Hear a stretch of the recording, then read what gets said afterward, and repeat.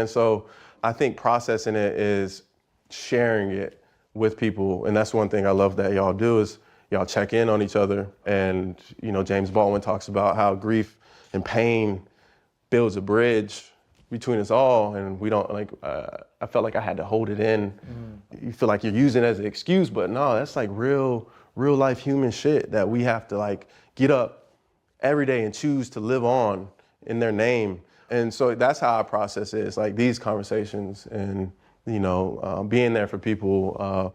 And quite literally, he lives on through me. I'm the closest thing to his DNA.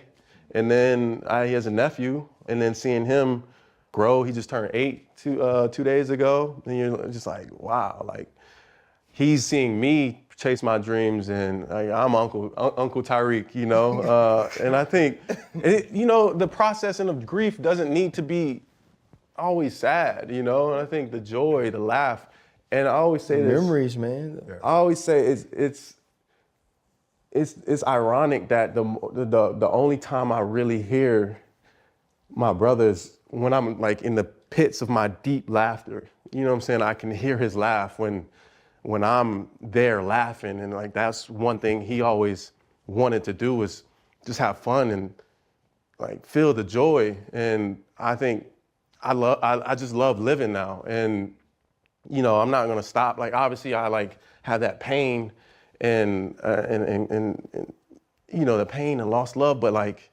there's another side of that process, and it's the older I get, the more I fall in love with my inner child, and what did he want? How do I speak to him and feed him so that I can be a better uncle, I can be a better son. I think that's part of the processing is, I didn't feel worthy enough to be an uncle. Who the fuck am I to be this uncle? But that's when I learned the ministry of presence is important.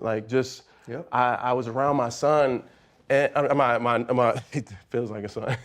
It was around my nephew, and you're just going through all these things emotionally, and you just feel so the reminder of him is he's there, and it's that pain, and I couldn't deal with the nostalgia, so I was so avoidant, and I just felt like I was a boring uncle, and I had to really have those conversations, just being there, showing up. Yep. He called me 2 weeks ago. He was you gonna be there for my birthday, right? Birthday party, and his birthday party was 2 days before his birthday. And I was I'll be there. And I remember seeing him on his birthday, and he just made me pick him up, and he just gave me the sweetest kiss on the cheek. And I was just man. that alone was that I learned that just being there is enough. Bro, hearing you, and I lost my pops last May.